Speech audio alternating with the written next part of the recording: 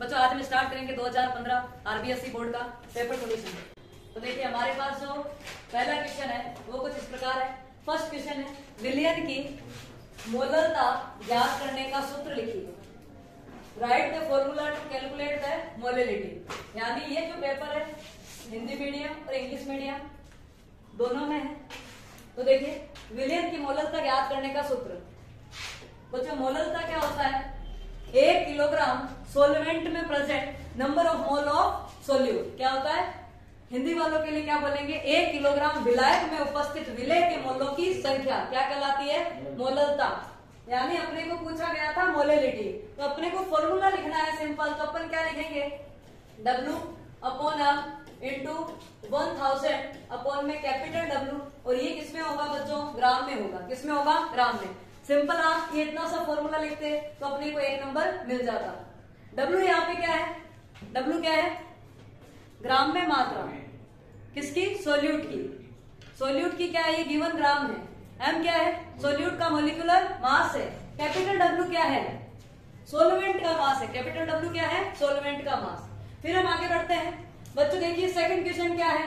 Right the acai unit of resistivity, यानी प्रतिरोधकता का मात्रक क्या है? तो बच्चों देखिए R इक्वल टू क्या होता है? रो अल अपॉन ए। यही होता है, तुम बोल सकते हो। R इक्वल टू क्या होता है? रो अल अपॉन ए। बच्चों यहाँ पे रो क्या है? प्रतिरोधकता, रेजिस्टिविटी। अपने को रो की क्या चाहिए? यूनिट। तो अपन इस पूरे को किधर लेके जाएंगे? इधर। तो देखो क्या हो गया? R के मल्टीप्लाई में कौन गया? A अपॉन में कौन आया? L इक्वल टू क्या है? रो। अब मुझे बताओ रेजिस्टेंस की यूनिट सब लोग जानते हैं, फिजिक्स तो पढ़ते ही है। ओम। ए यानी एरिया, क्षेत्रफल। एरिया की क्या होती है? Metre square. सही है। अपॉन में एल यानी मीटर। बच्चों बात समझ में आ गई क्या? मुझे बताओ क्या ये मीटर से मीटर कट गया? क्या कट गया? तो अपने पास यूनिट क्या आई है? ओम मीटर। क्या ये यूनिट? ओम मीटर। तो इस बार 2023 की बात करें तो ये क्वेश्चन अपने को रिपीट होने के चांस लग रहे हैं, क्योंकि एक क्वेश्चन आएगा यूनिट का, तो ये क्वेश्चन आ सकता है। तो आप थोड़ा सा ध्यान रखें। तो क्या हो गई इस यूनिट? ओम मीटर। क्या हो गई? ओम मीटर। क्लियर है? बच्चों आगे बढ़ते हैं। थर्ड क्वेश्चन, कोई डाउट हो तो मुझसे पूछ सकते हो तुम लोग। थर्ड क्वेश्चन है, देखना बहुत अच्छा क्वेश्चन है। थर्ड क्वेश्चन ये मैंने टेस्ट में भी दिया है, देखना। Mg प्लस 2 Cl माइनस आयनों की सीमांत मोलर चालकता क्रमशः ये है। इंग्लिश में अगर अपन बात करें तो इंग्लिश मीडियम में देख सकते हैं अपन limiting molar conductivity of Mg plus 2 and Cl minus ions are. देखना बच्चों ये है, अपने को कैलकुलेट करनी है limiting molar conductivity. Kohlrausch का क्वेश्चन है। किसका क्वेश्चन है बच्चों? ये कोल राउस का। तो यहाँ से देखो कोल राउस का लो भी पूछा जा सकता है और ऐसा क्वेश्चन भी पूछा जा सकता है। कोल राउस क्या कहता है कि जो लैम्डा इनफाइनाइट होगा, किसका? MgCl2 का, वो इंडिविजुअल किसके ऊपर डिपेंड करेगा? Mg प्लस 2 पे। और किसके ऊपर डिपेंड करेगा? Cl माइनस पे। किस पे डिपेंड करेगा? Cl माइनस पे। बच्चों देखो MgCl2 को अगर आप ब्रेक करोगे तो मुझे बताओ ये ब्रेक कैसे होगा? Mg प्लस 2 में और 2Cl माइनस में। ऐसे ही तो ब्रेक होगा, Mg प्लस 2 में और 2Cl माइनस में। तो देखो ये क्या है? लैम्डा Mg प्लस 2, लेकिन क्या है? 2Cl minus. तो आगे भी मल्टीप्लाई किससे होगा? 2 से। 2 आया है। क्या आया है? 2। तो Mg के साथ कौन है? आगे 1 लिखा हुआ है। Cl के साथ आगे क्या लिखा हुआ है? 2। तो कोल राउस के लो में आपको ये ऐड करना पड़ेगा। देखो तो अपन कैसे लिखेंगे? Lambda MgCl2 equals to lambda Mg plus 2 plus 2 lambda Cl minus. बात समझ में आ गई? Mg प्लस 2 की कंडक्टिविटी देखो, Mg प्लस 2 की कंडक्टिविटी कितनी है? 106। कितनी है? 106.0 प्लस 2 की जगह 2 लैम्डा Cl की कंडक्टिविटी कितनी है? 76.3। बात समझ में आ गई क्या? जब अपन इसको कैलकुलेट करेंगे तो अपना जो भी आंसर आए वो किसका आंसर आ जाएगा? Final answer the limiting molar conductivity of MgCl2। ये समझ में आ गया क्या तुम्हारे? पक्का आ गया? जो भी आपको यहाँ पे दिखे ब्रेक करने के बाद बस उसको क्या करना है? मल्टीप्लाई करना है। क्या करना है? मल्टीप्लाई। पक्का आ गया ना? चलो आगे बढ़ते हैं। फोर्थ क्वेश्चन क्या है बच्चों अपने पास? फोर्थ क्वेश्चन क्या है? What happens on the thermal decomposition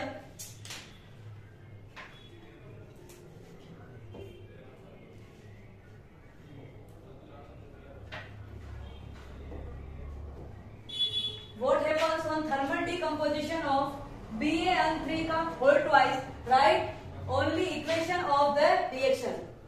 बच्चों इसकी अपन इक्वेशन लिखेंगे तो यहाँ पे अपने को नाइट्रोजन गैस मिलेगी। कौन सी गैस मिलेगी? Nitrogen gas. सोचो अगर आप इसको टेम्परेचर दे रहे हो, ये गर्म हो रहा है, तो यहाँ से कौन सी गैस निकलती हुई दिखाई दे रही है आपको? Nitrogen gas. कॉमन सेंस है, ठीक है। ये अपने पी ब्लॉक में है, अपने पी ब्लॉक में साफ साफ ये इक्वेशन लिखी हुई है, तो आपको भी इसे ऐसे ही सोल्व करके एक नंबर लेना था। सीधा लिखते हैं N2 तो नंबर आपको नहीं मिलता। कैसे लिखना है इसका आंसर देखना, बिल्कुल ऐसे BaN3 का होल ट्वाइस। इसको क्या कर दिया बच्चों? हीट, गर्म कर दिया। तो बताओ कौन बाहर निकलेगा? बेरियम अलग। चलो ये तो क्या हो गया? बेरियम प्लस कौन सी गैस बाहर निकल गई? N2 nitrogen. ये जो नाइट्रोजन गैस बाहर निकल गई। फिर अपने को इसको बैलेंस करना था, तो अपन ने बैलेंस करा। यहाँ पे नाइट्रोजन कितनी है? 6, यहाँ पे ओनली कितनी है? 2। तो आगे मल्टीप्लाई किससे कर दिया? 3 से। बस ये इक्वेशन लिख ली थी और अपने को एक नंबर मिल जाता। क्या तुम्हें बातें समझ में आ गई क्या मेरी? इसको वेरी वेरी इंपॉर्टेंट कर लेंगे। चलो अगला क्वेश्चन देखना। अगला क्वेश्चन क्या है हमारे पास? 5th question, right IUPAC name of C2H5 और ये अपने को कोई स्ट्रक्चर दी हुई है। इसका बच्चों क्या लिखना था अपने को? IUPAC नेम लिखना था। बहुत इजी। IUPAC नेम सीधा NCERT से लिया गया। NCERT में जो अमीन चैप्टर की जो टेबल है वहां से लिया गया है। ये अपन ने सोल्व भी करा था, याद हो तो तुम्हें? फिर मैंने कहा भी था क्या कि ये टेबल में से सीधे क्वेश्चन आए हुए हैं। तो इसको मैंने कैसे बताया कि अपने को कोई भी रूल याद नहीं करना है, अपने को सिंपल जो बातें आती है वो याद करनी है। देखो सबसे पहले लॉन्ग कार्बन चेन का क्या कर लो? सिलेक्शन कर लिया। अब आप क्या कर दो? नंबरिंग। ये क्या है? 1 2 3 और 4। मुझे बताओ 4 कार्बन को क्या बोलते हैं? ब्यूट। अरे ब्यूट ही बोलते हैं क्या? 4 कार्बन को मैंने क्या बोल दिया? ब्यूट। सारे बॉन्ड कैसे हैं? सिंगल। सिंगल के लिए वर्ड क्या यूज करते हैं? एन। तो ये क्या हो गया? ब्यूटेन। बताओ ये ग्रुप कौन सा है? एमीन। ग्रुप कौन सा है? अमीन। तो अपन लास्ट में क्या लिखेंगे? अमीन। लिख लिया अमीन। लेकिन बच्चों कौन छूट गया? अभी भी पीछे कौन छूट गया? C2H5 और C2H5। मैंने बोला था जब कोई पीछे छूट जाता है तो उसके नाम के पीछे क्या लगाते हैं? इल। क्या लगाते हैं? इल। कितने कार्बन का पीछे छूटा? 2 कार्बन का। 2 कार्बन को क्या बोलते हैं? एक। पीछे छूट गया इसलिए क्या लगा दिया? इल। कौन है ये? 2 कार्बन। 2 कार्बन यानी एक। पीछे छूट गया इसका मतलब इल। तो इसका नाम भी क्या है? एथिल। इसका नाम भी क्या है? एथिल। और ये एथिल कहाँ जुड़ा हुआ है? नाइट्रोजन के साथ। ये एथिल भी कहाँ जुड़ा हुआ है? नाइट्रोजन के साथ। इसलिए इसका नाम क्या लिखेंगे? एन। कितने मेथिल? 2। तो क्या लिखेंगे? Di methyl. और ethyl N di ethyl. Methyl नहीं ethyl. N di ethyl butane amine. क्या नाम हो जाएगा इसका? N di ethyl butane amine. तो ये रहा इसका नाम N di ethyl butane 1 amine. 1 पे चलो अमीन का कोई दिक्कत नहीं, 1 लिख दिया। 1 नहीं भी लिखते तो भी सही था। बातें समझ में आ गई क्या? ऐसे क्वेश्चन कर लोगे क्या?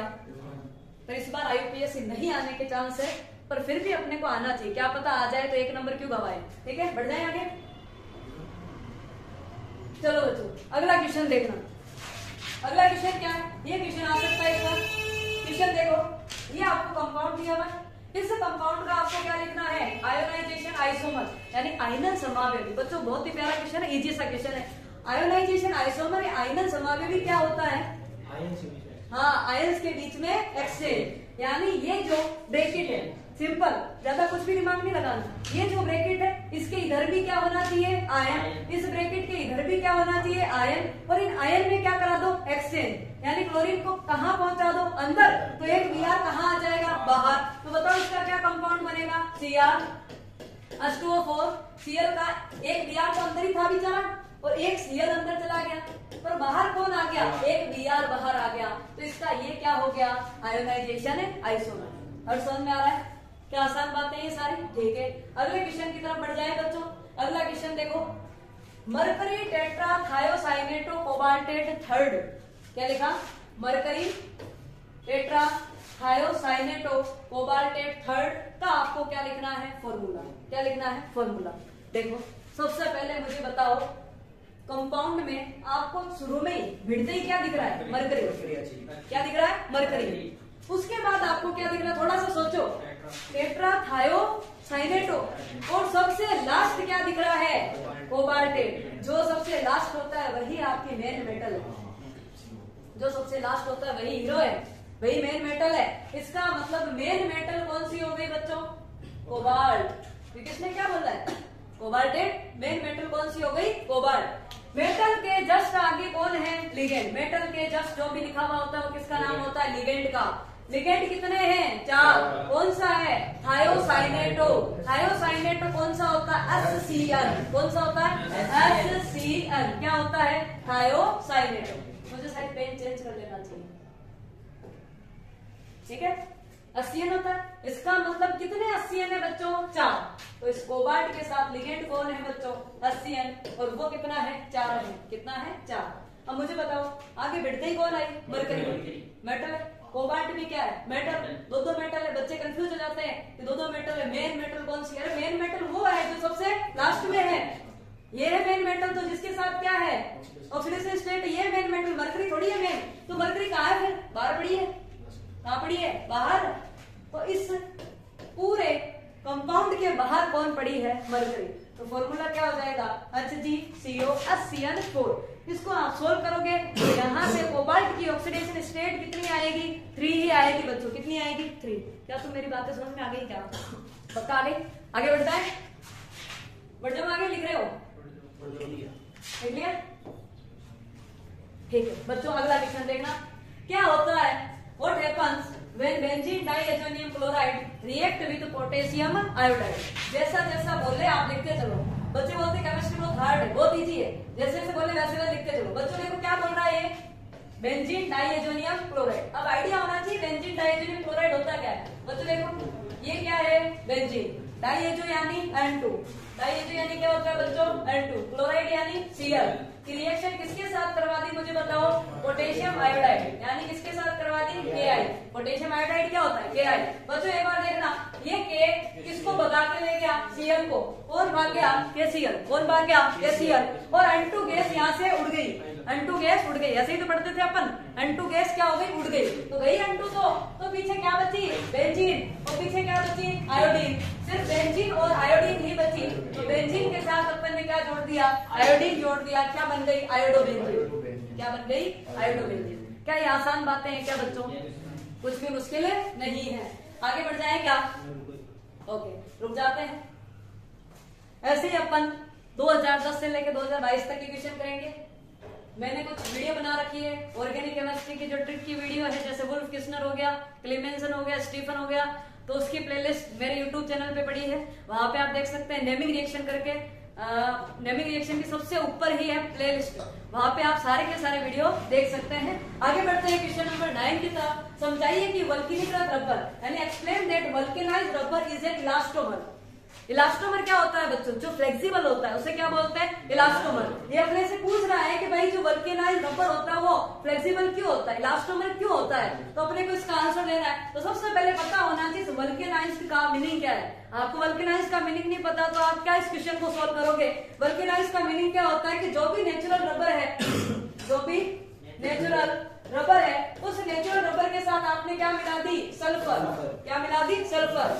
यही क्या कहलाता है? Vulcanised rubber. अब मुझे बताओ नेचुरल रबर जो भी है उसके साथ आप सल्फर ऐड कर रहे हो तो कौन सा बॉन्ड बन गया? सल्फर का बॉन्ड बन गया, डाइसल्फाइड बॉन्ड। कौन सा बॉन्ड बन गया? Disulphide bond. वो डाइसल्फाइड बॉन्ड की वजह से रबर क्या होता है? फ्लेक्सिबल होता है, इसीलिए क्या हो गया? इलास्टोमर हो गया। तो देखते हैं अपन इस क्वेश्चन का आंसर। देखो ये क्या था?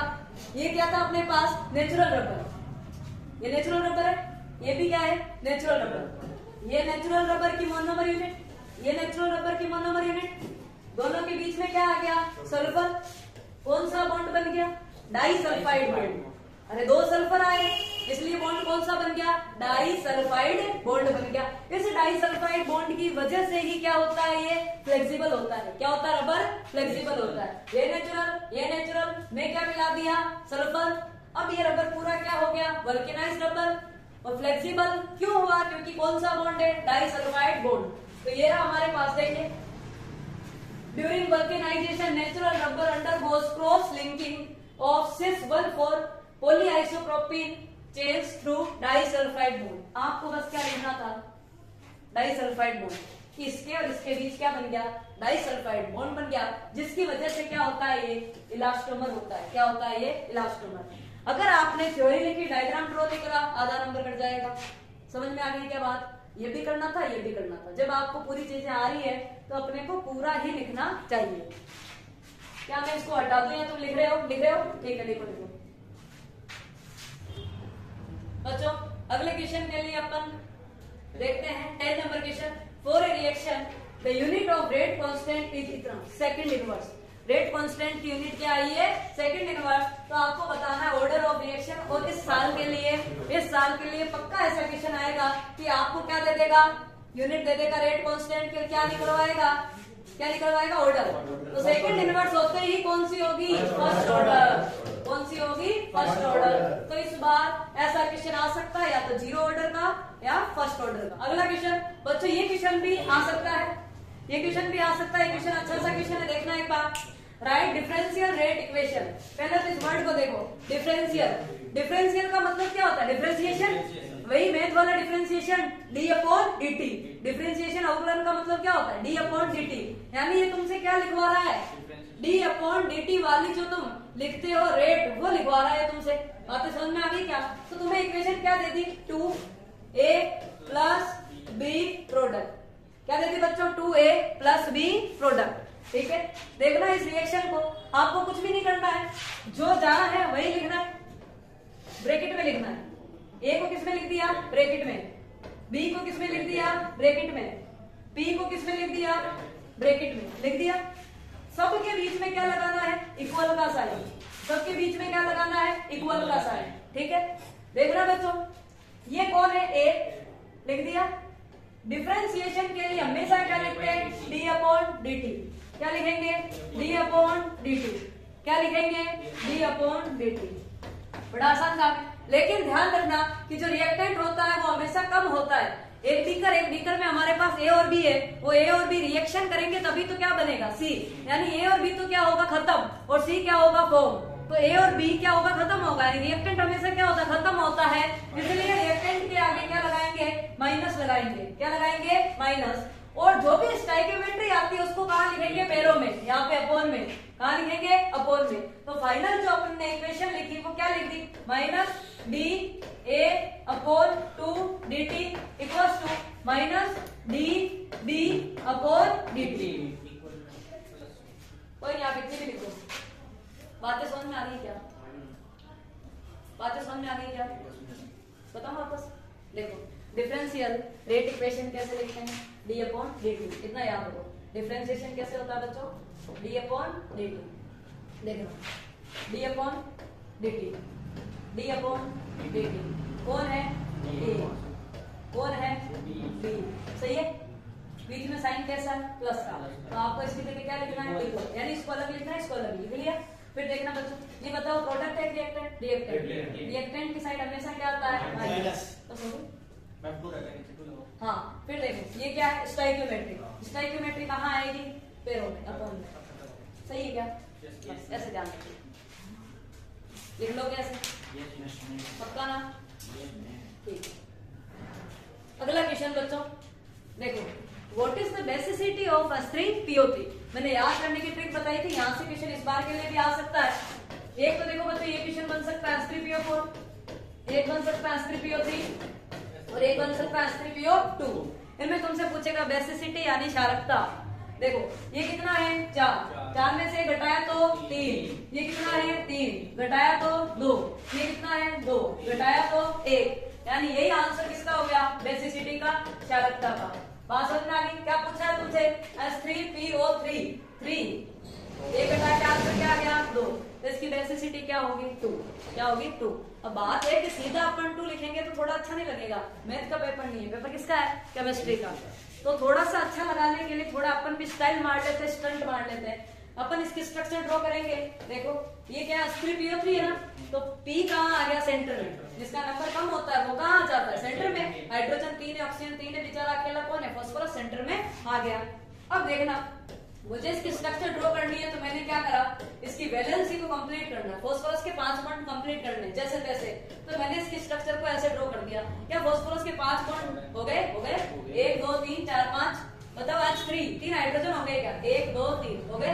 एक P आ गया क्या? आ गया। ऑक्सीजन 3 आ गए क्या? 1 2 3 आ गए ना। क्या बन गई? H3PO3। अब देखो इस स्ट्रक्चर में देखना, H3PO3 में OH कितने हैं? 1 और 1 2, इसीलिए इसकी बेसिसिटी कितनी है 2। बात समझ में आ गई क्या? तो ऐसे स्ट्रक्चर ड्रॉ करके आनी थी और फिर इसके पड़ोस में क्या लिखना था, बेसिसिटी इज 2। तब आपने को क्या मिलता, तब अपने को 2 नंबर में 1 नंबर मिलता, वरना आधा ही मिलता। कितना मिलता, आधा। बढ़ जाओ क्या आगे जी। क्वेश्चन देखिए, ये क्वेश्चन इस बार के लिए आ सकता है। एक तो क्वेश्चन आएगा बेसिक स्ट्रेंथ, क्षारीय सामर्थ्य। एक क्वेश्चन किसका आएगा, एसिडिक स्ट्रेंथ, अम्लीय सामर्थ्य। इस बार भी ये क्वेश्चन आने के पूरे पूरे चांस है। देखना बच्चों, क्वेश्चन अरेंज बेंजोइक एसिड, ये और ये 3 लोग दिए हुए तुम्हें। पहला लोग कौन है, बेंजोइक एसिड। दूसरा कौन है, 4-मेथिल बेंजोइक एसिड। तीसरा जना कौन है, 4-नाइट्रो बेंजोइक एसिड। इनको कैसे अरेंज करना था बच्चों, एसिडिक स्ट्रेंथ। एसिडिक स्ट्रेंथ का क्या कॉन्सेप्ट है बच्चों, acidic strength is directly proportional to acidic strength. अम्लीय सामर्थ्य is directly proportional to minus I group, inversely proportional to plus I group. या अपन बोल सकते हैं माइनस आर, या अपन बोल सकते हैं प्लस आर। ठीक है बच्चों, देखना कैसे इसको अरेंज करेंगे। तुम लोग बता सकते हो क्या, देख के? यस, हर्ष बताएगा। बता, सबसे ज्यादा एसिडिक कौन सा होगा, 4-नाइट्रो बेंजोइक एसिड। उसके बाद बेंजोइक एसिड, देन 4-मिथाइल बेंजोइक एसिड। पर उसने कैसे पूछा है, बढ़ते क्रम में, इंक्रीजिंग ऑर्डर में। यानी जो छोटा है वो सबसे पीछे, जो बड़ा है वो सबसे आगे। तो सबसे छोटा कौन है, 2, फिर 1, फिर 3। तो ऐसे आपको लिखना था। क्लियर है? अब ये हुआ कैसे, थोड़ा एक बार अपन देख लेते हैं। सबसे पहले बच्चों अपन क्या करेंगे, स्ट्रक्चर ड्रॉ करेंगे। बेंजोइक एसिड क्या होता है, बेंजीन के माथे पे COOH क्या होता है, बेंजोइक एसिड। 4-मेथिल बेंजोइक एसिड क्या होगा, बेंजोइक एसिड। बेंजीन के माथे पे COOH और पैरों में क्या, CH3। ये क्या होता है, 4-मेथिल बेंजोइक एसिड। फिर क्या, 4-नाइट्रो बेंजोइक एसिड। बच्चों क्या होगा, माथे पे तो कौन है, COOH, पर पैरों में कौन है, NO2। मुझे एक चीज बताओ, NO2 माइनस वाला है ग्रुप या प्लस वाला, माइनस वाला। ये ग्रुप कौन सा है, माइनस वाला। बताओ CH3 प्लस वाला ग्रुप है या माइनस वाला, प्लस वाला। और बताओ बेंजोइक एसिड का क्या विचार है, कुछ नहीं है, मान लो 0 है। क्या लग रहा है, इनके मुकाबले क्या है, वो 0 है। तो बताओ माइनस आई जिसका ज्यादा होगा उसका क्या होगा, एसिडिक स्ट्रेंथ ज्यादा। तो माइनस आई वाले की एसिडिक स्ट्रेंथ ज्यादा, यानी 4-नाइट्रो बेंजोइक एसिड ज्यादा एसिडिक है। फिर कम कौन हुआ, बेंजोइक एसिड। और सबसे कम कौन हुआ, 4-मिथाइल बेंजोइक एसिड। क्योंकि ये कौन सा ग्रुप है, प्लस वाला। और प्लस वाला ग्रुप तो क्या करता है, एसिडिक स्ट्रेंथ को घटाता है। क्लियर है? ऐसा क्वेश्चन अपने को 2023 में देखने को मिलेगा। बढ़ जाए आगे, ठीक है। हाँ बच्चों, अगला क्वेश्चन है कैल्सिनेशन एंड रोस्टिंग। तो आपको विद एग्जाम्पल एक्सप्लेन करना है। 1+1। देखो बोर्ड के क्वेश्चन ऐसे टुकड़ों में तोड़े हुए होते हैं। अगला बोल रहा है कि एक्सप्लेन करो तो 1 नंबर मिलेगा, मिल गया। एग्जाम्पल भी लिखा तो 1 नंबर नहीं मिलेगा। बात समझ आ रही? एग्जाम्पल भी लिखना है, जितना पूछा उतना लिखना है। बताओ क्या होती है कैल्सिनेशन और क्या होती है रोस्टिंग। कैल्सिनेशन के के से मैंने क्या याद करवाया था, कार्बोनेट और। कैल्सिनेशन जहां पे कार्बोनेट और दिख जाए, ये कार्बोनेट है क्या, ZnCO3 क्या है, कार्बोनेट और। कैल्सिनेशन में भी क्या आ रहा है, C। कार्बोनेट में भी क्या आ रहा है, C। तो जहां पे भी कार्बोनेट और है वहां क्या होगी, कैल्सिनेशन। कैल्सिनेशन में अपन क्या करते हैं, कार्बोनेट एस को, कार्बोनेट और को सिंपल हीट करते हैं, गर्म करते हैं। जैसे मैंने इसको हीट करा, यहाँ से कौन सी गैस बाहर निकल गई, CO2 गैस बाहर निकल गई ना। CO3 तो जा नहीं सकता बाहर, थोड़ा कॉमन सेंस लगाओ, कौन बाहर जाएगा, CO2। पर एक ऑक्सीजन अभी भी यहाँ बच गई। जिंक के साथ क्या बच गई, एक ऑक्सीजन। क्या बच्चों बच गई, क्या जिंक के साथ क्या बच गई, एक ऑक्सीजन। हाँ बच्चों देखना, मेरे घर से था सुबह में से, कोई नहीं। बच्चों एक बार देखना वापस, कैल्सिनेशन कहाँ होगा, जहां कौन सा और हो, कार्बोनेट। कौन सा और हो, कार्बोनेट। उसको सिंपल क्या करना है, गरम करना है। सिंपल क्या करना है, गरम। इसको अपन गरम करेंगे बच्चों।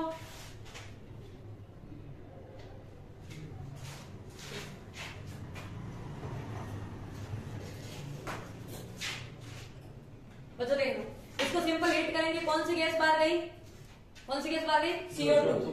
फिर भी पीछे देखो 3 ऑक्सीजन निकली, कितनी, 2 ऑक्सीजन, तो बची कितनी, एक ऑक्सीजन बच गई ना, तो जिंक के साथ अभी भी कितनी ऑक्सीजन जिंदा है? एक। तो क्या बन गया? ZNO। यानी अपन कार्बोनेट को किसमें कन्वर्ट कर रहे हैं? ऑक्साइड में। कार्बोनेट को किसमें कन्वर्ट कर रहे हैं? ऑक्साइड में। रोस्टिंग भी यही काम करता है, रोस्टिंग भी यही काम करता है।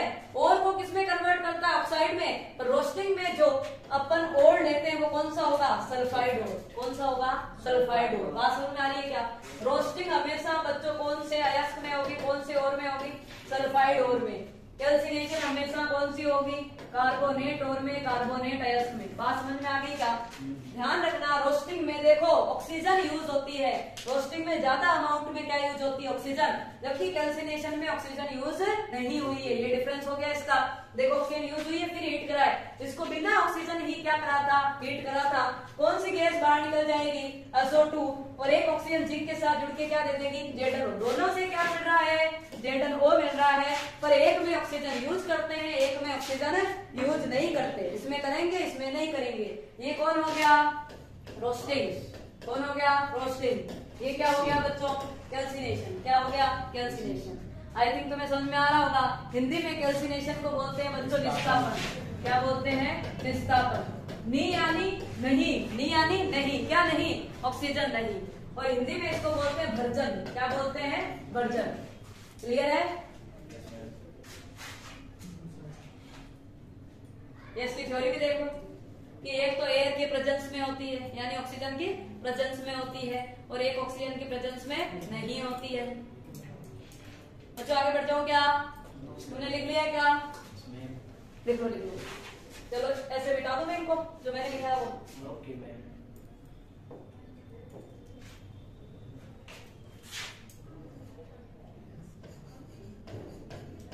बच्चों बात नहीं हुई।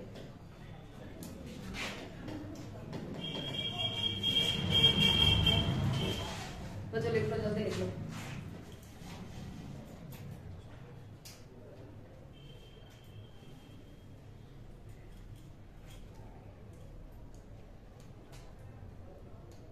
अपन हर रोज क्या करेंगे? Paper solution. ठीक है, पढ़ेंगे, सारा काम करेंगे, क्योंकि पेपर सॉल्यूशन करना भी जरूरी है। अपन पढ़ते जा रहे पेपर सॉल्यूशन नहीं करे तो आइडिया कैसे लगेगा कि कैसे क्वेश्चन का आंसर लिखना है?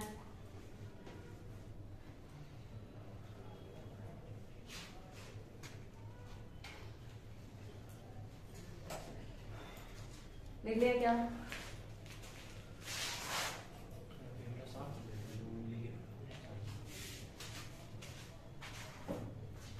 अगला क्वेश्चन शायद पीछे रह गया। आई थिंक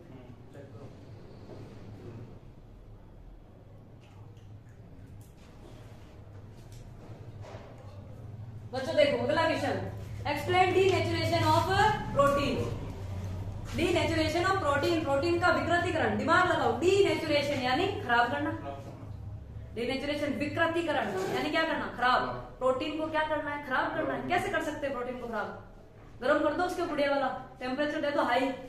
टेम्परेचर हाई देंगे तो जो उसके बॉन्ड होंगे वो क्या होने लगेंगे? टूटने लगेंगे, वीक होने लगेंगे, तो बेचारी प्रोटीन क्या हो जाएगी? खराब। तो खराब ही तो करना है, सही तो करना हमें वैसे ही नहीं है, तो खराब तो कर ही देंगे। सही है क्या?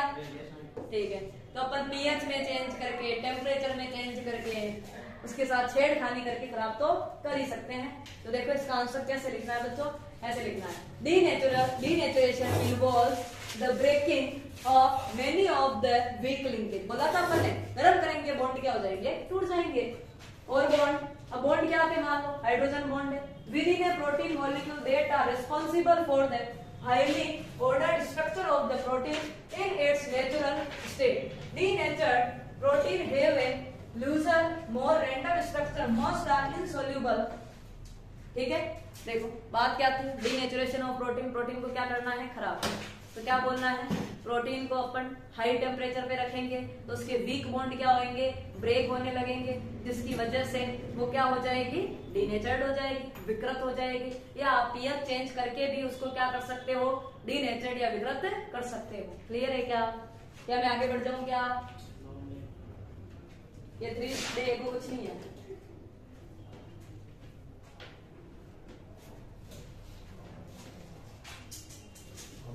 बच्चों का क्वेश्चन, इस बार ये क्वेश्चन, इस टाइप का क्वेश्चन आने की पॉसिबिलिटी है।